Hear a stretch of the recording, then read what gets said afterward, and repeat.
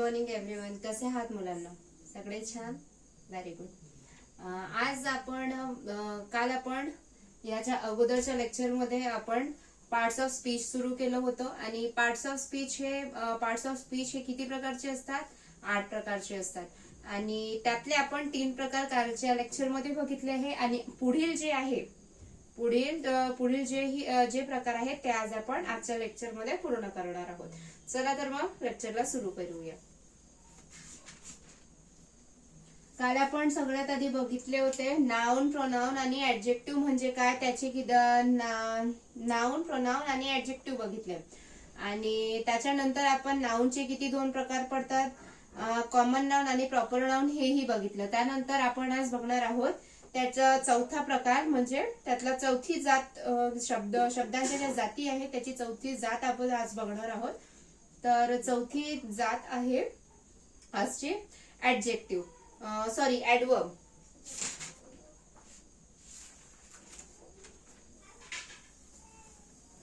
आजचा सगळ्यात आधी आपण विषय लिहून घेऊ. आजचा विषय आहे इंग्लिश.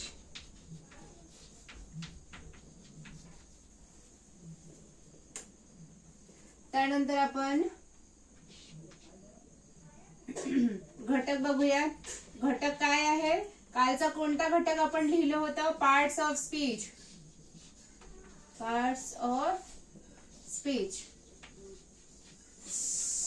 आणि उपघटक काय कोणते कोणते बघितले होते?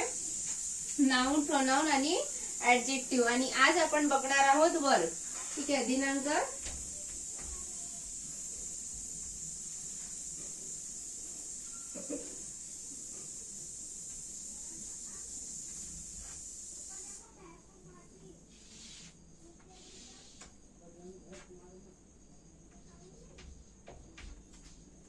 वर्ग 6वा.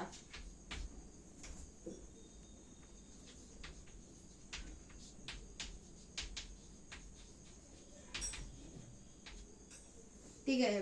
त्याच्यानंतर आज आपण बघणार आहोत पार्ट्स ऑफ स्पीचचा चौथा प्रकार आहे वर्ब. आपण सगळ्यात आधी वर्ब म्हणजे काय ते बघूया. वर्ब म्हणजे होते क्रियापद. कोणतीही क्रिया घडण्याकरिता ज्या शब्दाचा उपयोग केला जातो किंवा जो शब्द वापरला जातो त्याला म्हणतात क्रियापद. चला तर आपण बघूया इंग्रजीमध्ये ह्याला कसं सांगू शकतो आपण. The verb in a sentence action being there is a main verb and sometimes one or more helping verb.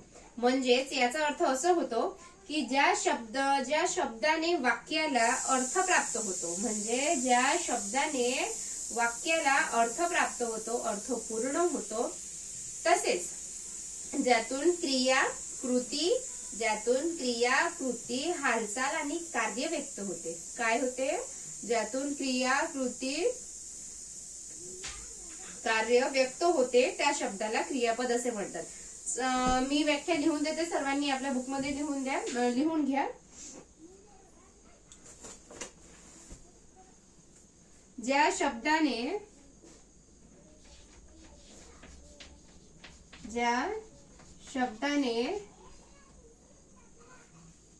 वाक्याला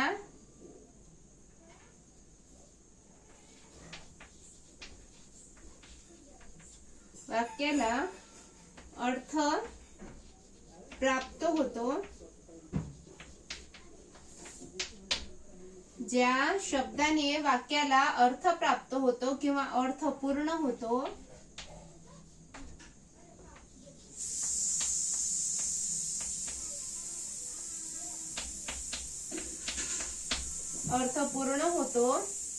तसेच ज्यातून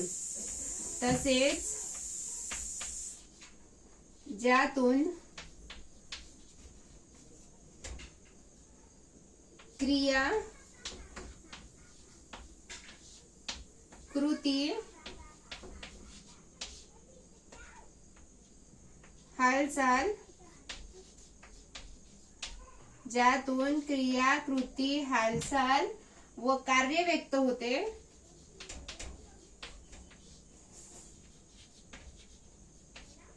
कार्य व्यक्त होते त्याला काय म्हणतात? त्याला क्रियापद. काय म्हणतात? क्रियापद असे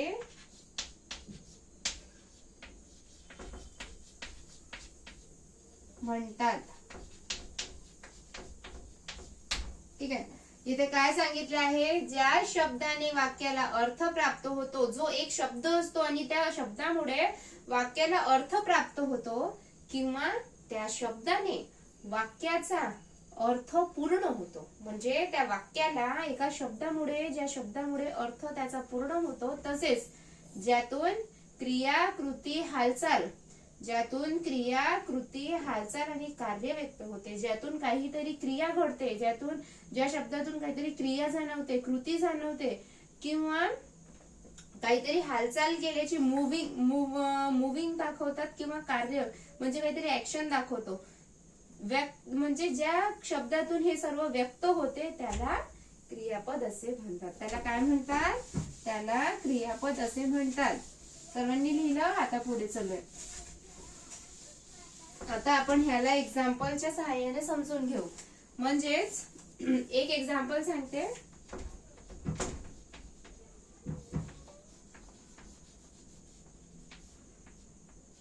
रोहित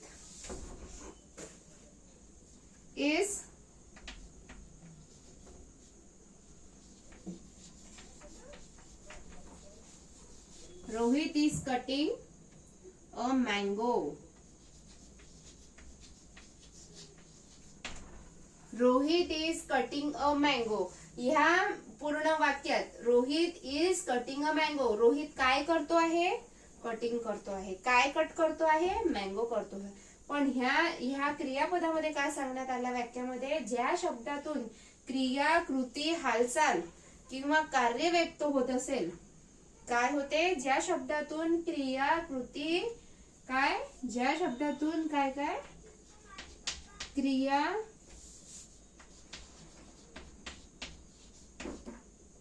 कृती, हालचाल, कार्य, ज्या शब्दातून क्रिया, कृती, हालचाल किंवा कार्य व्यक्त होते त्या शब्दाला वर्ब असे म्हणतात. काय म्हणतात? तर इथे रोहित क्रिया आहे का? नाही. कृती आहे का? नाही. हालचाल होते आहे का रोहित इज मँगो मध्ये? नाही. इथे कुठे कार्य आहे का? नाही. कार्य कुठे आहे? कटिंग. तो काय करतो आहे? कार्य, कापण्याचे कार्य करून राहिला आहे, म्हणून त्याला काय म्हणतात? त्याला म्हणतात वर्ब. याला काय म्हणणार आपण? वर्ब. ह्यालाच म्हणतात क्रियापद. ह्यालाच म्हणतात क्रियापद. इतपत समजलंय सगळ्यांना? ओके. आता पुढे चलूया. आता आपण बघूयात दुसरा example. Second example.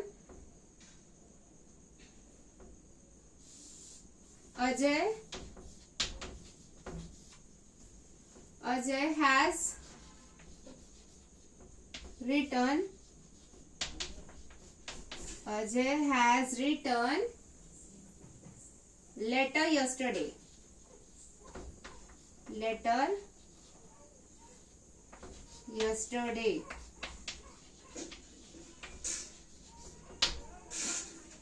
Ajay has written letter yesterday. What is doing Ajay? What is doing? Ajay has written. Write, wrote, written. हे काय आहे? हा आहे verb. राईट करतो आहे, तो लिहायचं काम करतो आहे. what is doing Ajay?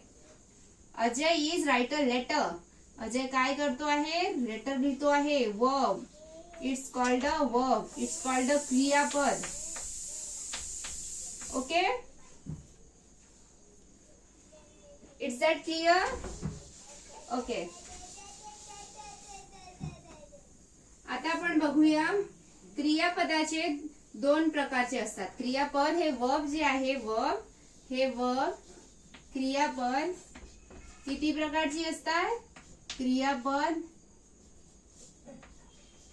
दोन प्रकारची असतात. पहिला आहे मेन वर्ब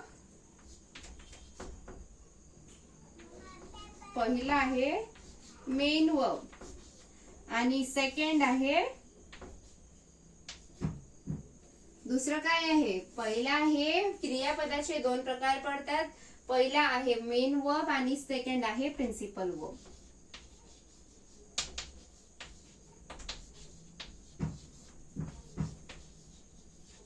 हे आपण पुढे बघूयात, पण सगळ्यांनी लक्षात ठेवायचं की वर्ब हे दोन प्रकारचे आहेत. पहिला आहे मेन वर्ब आणि दुसरा आहे प्रिन्सिपल वर्ब. म्हणजे हे सगळ्यांनी लक्षात ठेवायचे की वर्बचे दोन प्रकार पडतात. पहिला म्हणजे मेन वर्ब आणि दुसरा म्हणजे प्रिन्सिपल वर्ब. आता आपण बघणार आहोत पुढे. इतपत सगळ्यांना कळलंय? Is that clear? Okay. Next आता आपण बघणार आहोत.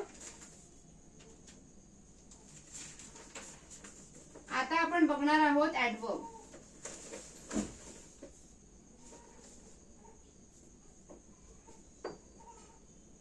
आता आपण बघूयात ऍडवर्ब. ऍडवर्ब म्हणजे क्रिया विशेषण. हा 4 प्रकार झाले होते, हा 5वा प्रकार आहे ऍडवर्ब. ऍडवर्ब म्हणजे क्रिया विशेषण. दिसते सर्वांना? ह्याला म्हणतात क्रिया विशेषण. ऍडवर्ब म्हणजे क्रिया विशेषण. इथे सांगण्यात आलं आहे की ऍडवर्ब म्हणजे काय. ऍडवर्बला एक व्याख्या आहे, सर्वांनी ती व्याख्या महत्वाची लिहून ठेवायची. ऍडवर्ब डिस्क्राइब और मॉडिफाइज अ वर्ब. ऍडवर्ब काय करतो? डिस्क्राइब करतो अँड मॉडिफाइज अ वर्ब. तो विशेषणाला काय करतो? मॉडिफाय करतो आणि डिस्क्राइब करतो. an adjective or another adverb. and एका क्रियाबद्दल तो सांगतो. but never a noun. पण तो नाम नाही. जो क्रिया दर्शवतो किंवा नाम दर्शवतो त्या पण तो नाम नाही. It usually answers the question of when, where, how, why, under what conditions or to what degree. Adverb often end in ly. Adverb हा नेहमी ly नी एंड होतो. ऍडवर्ब काय होतो? ly नी एंड होतो. त्यालाच आपण ऍडवर्ब असे म्हणतो. इथे मराठीत सांगायचं म्हटलं की वाक्यातील क्रियापद, वाक्यातील विशेषण यांच्याबद्दल विशेष माहिती सांगतो. वाक्यातील क्रियापद आणि वाक्यातील विशेषण, वाक्यातील क्रियापद आणि वाक्यातील विशेषण यांच्याबद्दल विशेष माहिती सांगतो. त्यांना क्रिया विशेषण असे म्हणतात. म्हणजेच वाक्यातील क्रियापद विशेषण, वाक्यातील दुसरे विशेषण ह्यांच्याबद्दल विशेष माहिती सांगणारा शब्द म्हणजे की तो क्रिया विशेषण. आपण एक्झाम्पल द्वारे समजूया. आणि क्रिया विशेषण प्रामुख्याने क्रियापदाला विशेष माहिती सांगतो. क्रिया विशेषण प्रामुख्याने काय करतो? क्रियापदाला विशेष माहिती सांगतो. एखादी क्रिया घडत असेल, एखादी क्रिया जेव्हा घडते तेव्हा त्याला क्रियेची किंवा वेळेची म्हणजे त्याला म्हणजे एखादी क्रिया जेव्हा घडतं म्हणजे I am writing a letter. Writing काय झाली? मी ही ती क्रिया करत आहे, मी लिहत आहे. दॅट इज द क्रियेची वेळ. म्हणजे ती क्रिया घडत आहे म्हणून त्याला क्रियेची वेळ असं म्हणण्यात येईल. किंवा कुठे घडली विचारलं म्हणजे ती रायटिंग अ लेटर. बट तिथे विचारलं व्हेअर, ती कुठे लिहितीये? Where she is writing a letter, where she is. तर तेव्हा येतो आपण, तेव्हा काय सांगू की ती क्रिया कुठेतरी घडती आहे, तर त्या ठिकाणाच्या नावाला आपण क्रियेचे ठिकाण म्हणू. त्याच्यानंतर ती घडली म्हटल्यावर ती किती वेळा घडली, किती वेळा लिहिले, ह्या सगळ्या गोष्टी उद्भवतात. तर तेव्हा त्याला वारंवारता म्हणतात. आणि त्याच्यानंतर क्रिया किती प्रमाणात घडली ह्याचे प्रमाण म्हणजे त्याचे ती प्रमाण असतं. आता आपण बघूयात हरी स्पीक्स लाऊडली. हरी काय करतो आहे? हरी स्पीक्स लाऊडली. हरी स्पीक्स लाऊडली. हरी काय करतो आहे? हरी स्पीक करतो आहे. कसा? लाऊडली. तर ह्याला काय म्हणणार आपण? ही स्पीक करतो आहे लाऊडली. लाऊडली काय झालं? ही त्याची पद्धत आहे. तो जोराने बोलतोय म्हणजे त्याची ती जोराने बोलायची पद्धत आहे. तर इथे पद्धत किंवा रीत येईल. ठीक आहे.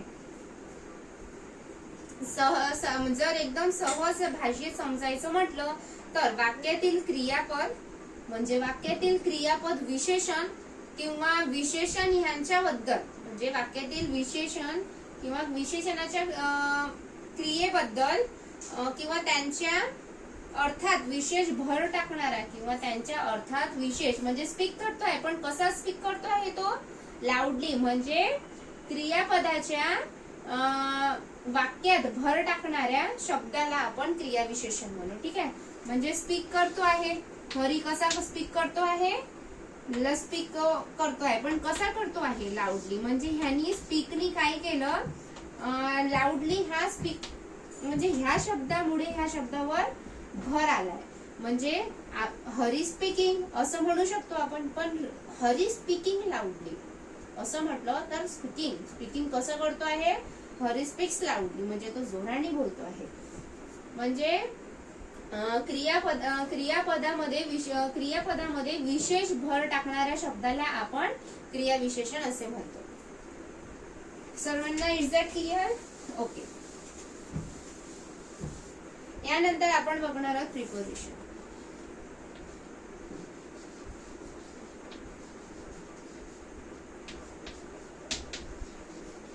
आता आपण बघणार आहोत प्रिपोजिशन. प्रिपोजिशन म्हणजे संबंध सूचक अव्यय किंवा शब्दयोगी अव्यय. संबंध सूचक अव्यय किंवा शब्दयोगी अव्यय म्हणजे प्रिपोजिशन. ओके. तर नाम किंवा सर्वनाम, नाउन और प्रोनाउन. ओके. नाम किंवा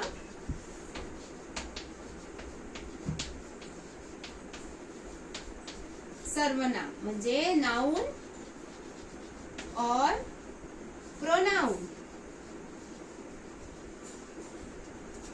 ओके. नाम किंवा सर्वनाम यांच्या पूर्वी असलेले किंवा यांच्या अगोदर येणाऱ्या शब्दाला व त्यांचे इतर गोष्टीशी संबंध किंवा नाम किंवा सर्वनामाच्या पुढे किंवा मागे येणाऱ्या शब्दाचा ज्या शब्दाशी संबंध असतो किंवा त्यांचा संबंध दर्शवणाऱ्या किंवा सांगणाऱ्या शब्दाला आपण काय म्हणतो? संबंध सूचक अव्यय असे म्हणतात किंवा त्याला शब्दयोगी अव्यय असं देखील म्हटलं जातं. तर नाम किंवा सर्वनामाच्या मागे किंवा पुढे येणाऱ्या शब्दाला म्हणजे एक वर्ब असतो तो वर्ब म्हणजे preposition. Okay.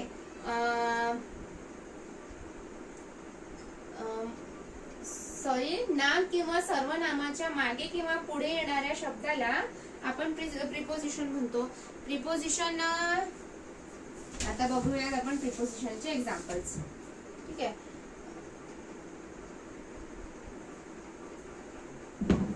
The cow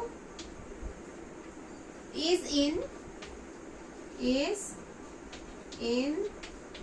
the garden.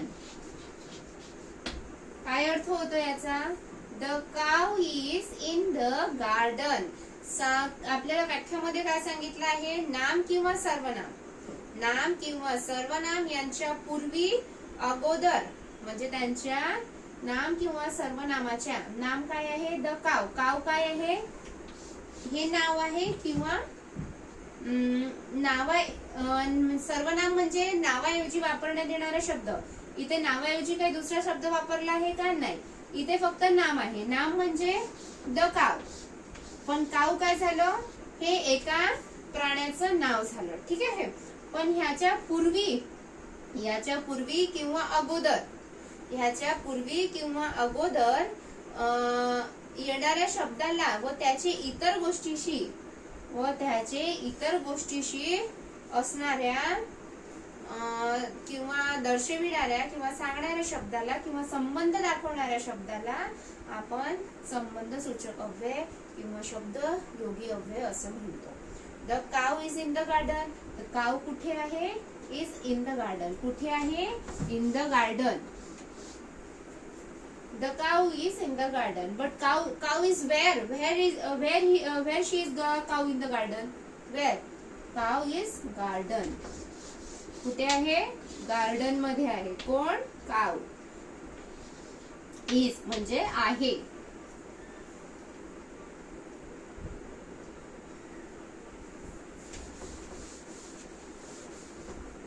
इथे नोट दिली आहे, मराठीत प्रिपोजिशन नामांचा नंतर व नामाला जोडून येते.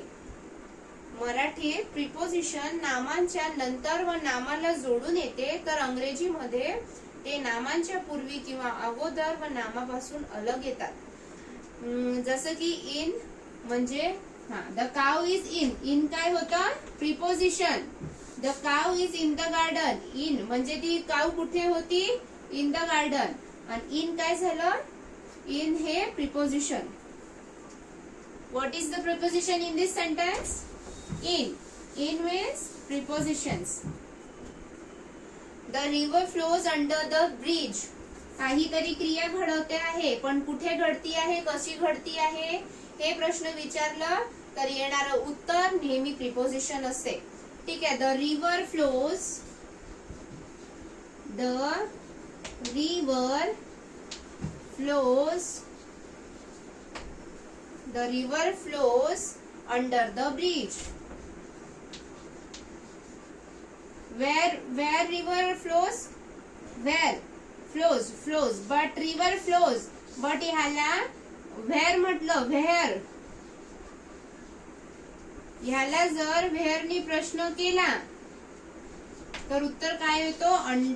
Under the bridge. ब्रिजच्या कुठे? पहिले विचारायचा वेअर म्हणजे ब्रिज. ठीक आहे. वेअरचं उत्तर काय होतं? ब्रिजच्या. पण ब्रिजच्या कुठे प्रश्न विचारला तर येतो अंडर हे काय झालं? Preposition. That is the preposition because this is the movement, this is the active, so that is called the preposition. Under is a preposition.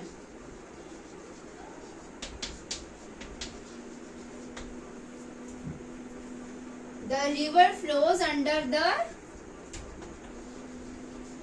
bridge. The river flows under the bridge. River कुठनं flow करत आहे? River ब्रिजच्या खालून. कोणतीही क्रिया ही जेव्हा खाली, वर, आतमध्ये, बाहेर जो एक प्रॉपर शब्द येतो त्याला म्हणजे अंडर, इन किंवा ऑन, अपॉन, ओव्हर हे शब्द काय असतात? हे शब्द प्रिपोजिशन असतात. मी तुम्हाला काही शब्द लिहून देते, ते आपापल्या वहीमध्ये नोट डाऊन करून घ्या. प्रिपोजिशनचे काही शब्द, काही प्रिपोजिशनचे काही लिस्ट येतात किंवा त्यांना गुगलला सर्च केलं तरी प्रिपोजिशनची तुम्हाला लिस्ट भेटून जाईल. पण मला काही शब्द आठवत आहेत तर ते मी तुम्हाला लिहून देते, तुम्ही आपल्या नोटबुक मध्ये नोट डाऊन करून घ्या. ओके. तर आपण बघूयात ऑन. ऑन म्हणजे वर. हे काय झालं? इन द मागे काय सांगितलं? Under the bridge. अंडर म्हणजे आतमधनं. ऑन म्हटलं असतं ऑन द ब्रिज, तर ब्रिजच्या वरून. म्हणजे इथे काय होत आहे? इथे क्रिया दर्शवत आहे. इथे काय घडती आहे? क्रिया दर्शवत आहे. आणि कुठनं क्रिया घडत आहे? वर किंवा खालून. तर त्याला म्हणतात प्रिपोजिशन. ऑन आलं, त्याच्यानंतर अप लिहूया. अप म्हणजे वर. त्याच्यानंतर लिहूया अपॉन. ह्याला पण वर. त्याच्यानंतर आपण लिहूया वर. त्याच्यानंतर अपॉन द ब्रिज.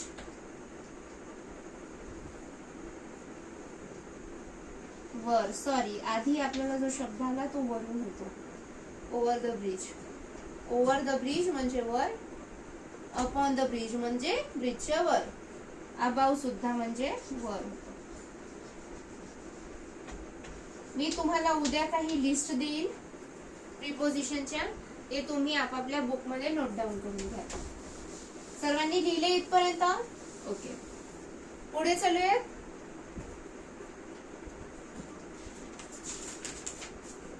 आता आपण बघूया कंजक्शन्स. ओके, आता कंजक्शन बघूया आणि त्याच्यानंतर इंट्रोडक्शन आणि त्याच्यानंतर बघूयात आपण कन्स्ट्रक्शन. सगळं आता बघूया आपण कंजक्शन. कंजक्शन म्हणजे उभयन्वी अव्यय. Conjunction, what is the meaning of the conjunction? Conjunction means उभयन्वी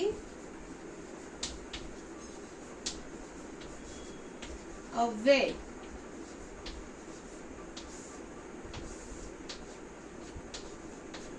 उभयन्वी अव्यय, that is the meaning of the conjunction. Okay, so शब्दांना किंवा वाक्यांना सहजासहजी जोडणाऱ्या शब्दाला, शब्दांना किंवा वाक्यांना सहजासहजी जोडणाऱ्या शब्दाला, कशाला?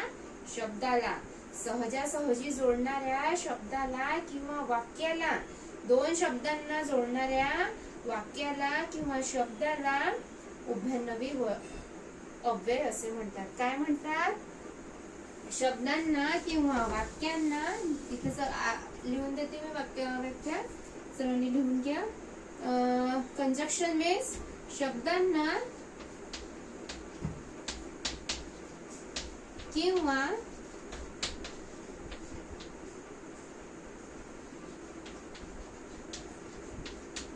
वाक्यांना सहजासहजी जोडणाऱ्या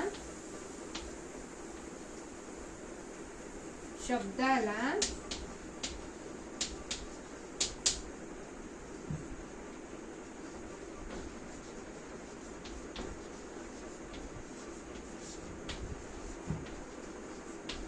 उभयन्वी अव्यय असे म्हणतात.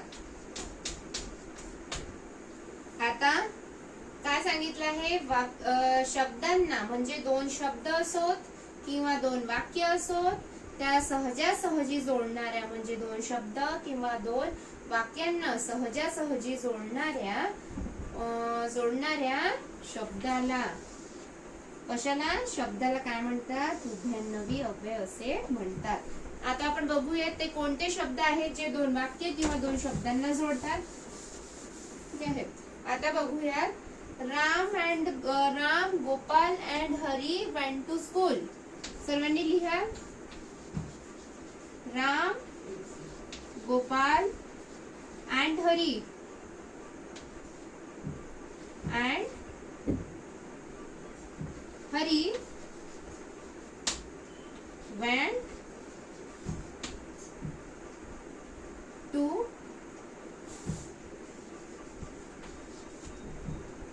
went to school. काय सांगितलं इथे सांगितलं आहे Ram, Gopal and Hari went to school. कोण कोण? हे बघा, राम आणि गोपाल आहे. ह्याच्याच बाजूने जर हरी वेंट टू स्कूल लिहिलं असतं तर काय झालं असतं? नसतं जमलं. कारण राम आणि गोपालला जोडणारा जो शब्द आहे, राम गोपाल यांना जोडणारा शब्द हरी. ठीक आहे, हरी हा कशाने जोडला जातोय? या नावांशी अँडनी.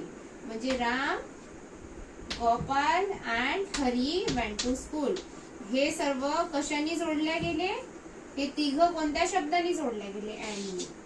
That is the conjunction.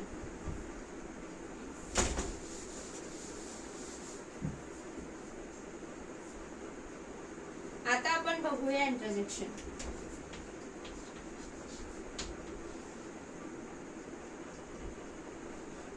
Interjection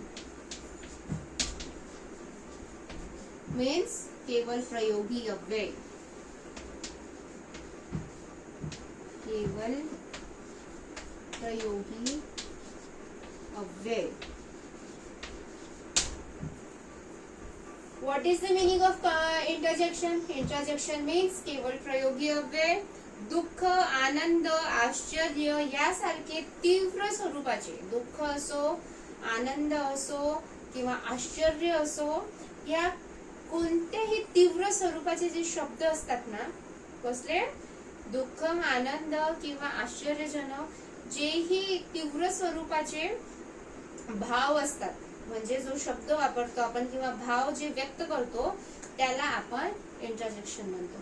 okay, तर आता आपण बघूयात की कोणकोणते इंटरजेक्शनचे वर्ड्स आहेत. आता आपण बघू एक्झाम्पल्स. याचे काही एक्झाम्पल्स आहेत.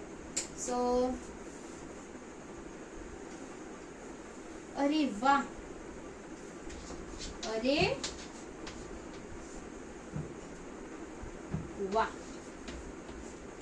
काहीतरी आश्चर्यजनक घडली ज्यांनी आपल्याला आनंद झाला त्या गोष्टीचा, तर आपण तेव्हा म्हणतो अरे वा, अरे वा. असे आपण डोळे मोठे करून त्या गोष्टीला म्हणतो अरे वा. मॅच जिंकली तर आपण म्हणतो अरे वा, मॅच जिंकली. हा काय आहे? आश्चर्यजनक शब्द आहे, म्हणून याला इंटरजेक्शन म्हणतात. त्याच्यानंतर दुःख, हा आनंद, इथे काय होतो? आनंद व्यक्त होतो.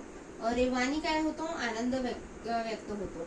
जर आपल्याला दुःख असेल तर तो दुःख कसा व्यक्त करायचा? तर आपण काय म्हणतो? My God.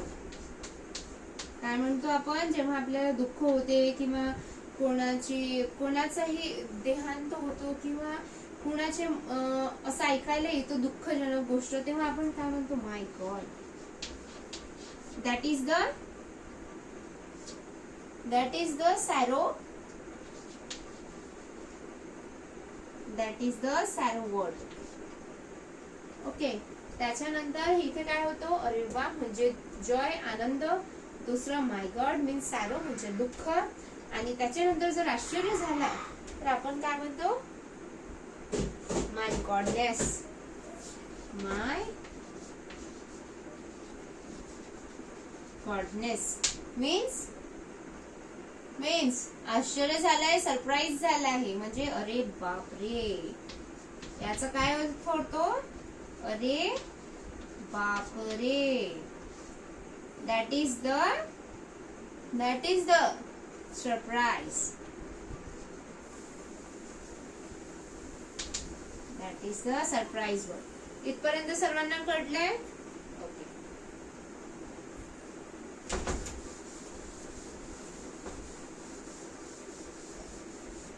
आता शेवटचं म्हणजे कन्स्ट्रक्शन मीन्स वाक्य रचना. आता शेवटचं काय आहे? कन्स्ट्रक्शन.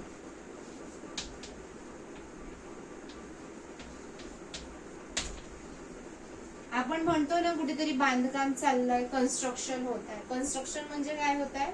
बांधकाम होत आहे. तशीच इथे बघितलं तर कन्स्ट्रक्शन मीन्स वाक्याची रचना, काहीतरी बनवणे, वाक्यातून काहीतरी बनतं म्हणजे वाक्य रचना. That is the meaning of the construction. Construction means कोणत्याही भाषेचा वाक्य हे 5 पदांनी बनलेले असते. कोणत्याही आपल्याला व्याकरण काय सांगतं? व्याकरणातून असं कळतं की कोणत्याही भाषेचं वाक्य हे नेहमी 5 पदांनी बनलेलं असतं. ओके, पण ही 5 पदे प्रत्येक भाषेच्या वाक्यामध्ये थोड्याफार प्रमाणात वापरली जातात. पण ही वाक्याची म्हणजे ही वाक्याच्या किंवा भाषेच्या वाक्यामध्ये ही 5 पदे खूप कमी प्रमाणात म्हणजे खूप थोड्याफार प्रमाणात वापरले जातात. त्याच्यामुळे त्याला जास्त यूज करत नाही त्या शब्दाला. किंवा जसे मराठी आणि इंग्रजी वाक्य ते खालीलप्रमाणे येतात. म्हणजे इथे बुक मध्ये असं सांगण्यात आलं आहे माझ्या की जसे मराठी आणि इंग्रजी वाक्य ते खालील प्रकारे येतात. मराठी वाक्याची रचना कशी होते? आधी कर्ता येतो, मग पूरक शब्द येतो. Sorry for that, but we stop this lecture because 8 जे शब्दांच्या जाती होते ते संपलेले आहेत, ते झालेले आहेत. ते आपण एकदा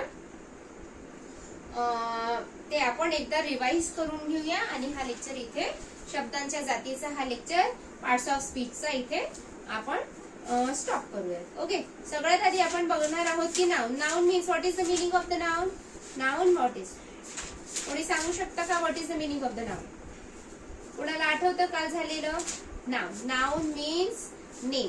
ओके, तर नाम कोणाचं तरी नाम असतं, कोणत्या तरी प्लेसचं, कुठल्या तरी ठिकाणाचं, किंवा कोणत्याही गोष्टीला म्हणण्यासाठी, हाक मारण्यासाठी जो शब्द वापरला जातो त्याला आपण नाउन असे म्हणतो. ओके, तर इथे काही मी काल पार्ट्स करून दिले होते, त्याच्यात थिंग्स होते, नेम्स होते और प्लेसेस होते, तर दॅट इज द नाउन. सर्वांनी काल नोट डाऊन केले होते आपल्या बुक मध्ये. ओके, तर एकदा ते रिवाइज करून घ्यायचं. आपण आता रिवाइज करून घेऊया. त्याच्यानंतर आपण सेकंड बघितलं होतं pronoun. What is the meaning of the pronoun? तर प्रोनाउन मीन्स नामाऐवजी, म्हणजे नाउन. ठीक आहे, नाउनच्या जागी जो शब्द वापरला जातो त्याला आपण प्रोनाउन असे म्हणतो. ठीक आहे, हा पण आपण काल बघितलं होतं. आता त्याच्यानंतर थर्ड टॉपिक बघितलं होतं आपण काल, ऍडजेक्टिव्ह. ऍडजेक्टिव्ह म्हणजे विशेषण. नामाबद्दल विशेष माहिती, नामाबद्दल म्हणजे नाउन, नाउन विषयी विशेष माहिती सांगणाऱ्या शब्दाला आपण काय म्हणतो? आपण त्याला विशेषण असं म्हणतो. Okay, I think I give us some examples of this adjective topic. So I remember it one example. I write on the blackboard. So I recall it.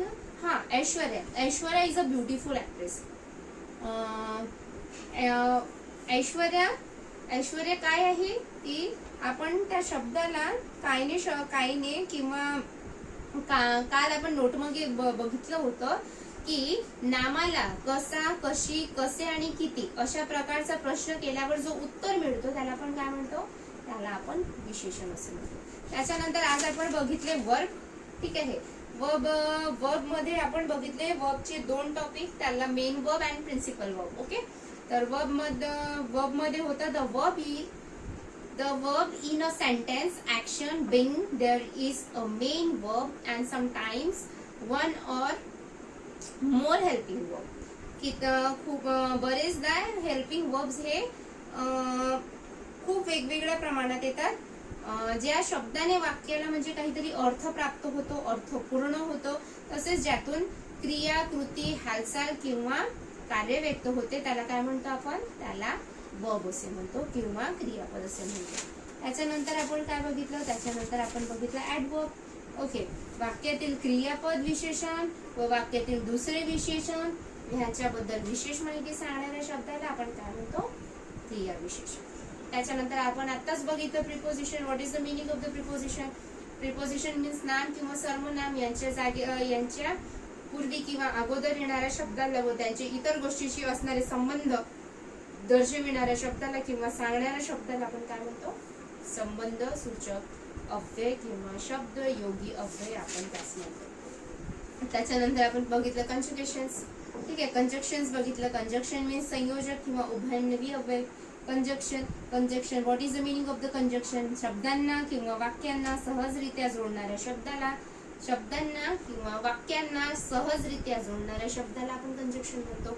Or झाला, त्याच्यानंतर अँड झाला, बट झाला, बिकॉज झाला किंवा either झालं किंवा or झालं. ह्या शब्दांशी आपण दोन वाक्य किंवा दोन नाव किंवा दोन वाक्य किंवा दोन शब्द जोडतो, त्यामुळे त्याला कंजक्शन म्हणतात. इंटरजेक्शन बघितलं. इंटरजेक्शन मध्ये दुःख, आनंद किंवा आश्चर्य दर्शविणाऱ्या किंवा व्यक्त करणाऱ्या शब्दाला आपण कंजक्शन म्हणतो. त्याच्यानंतर इथे 8 प्रकारचे शब्दांच्या जाती संपलेल्या आहे. आणि कसा वाटला तुम्हाला हा video? Please like, share and subscribe. आणि हा व्हिडिओ इथेच संपला असे जाहीर करते. आणि thank you so much for supporting.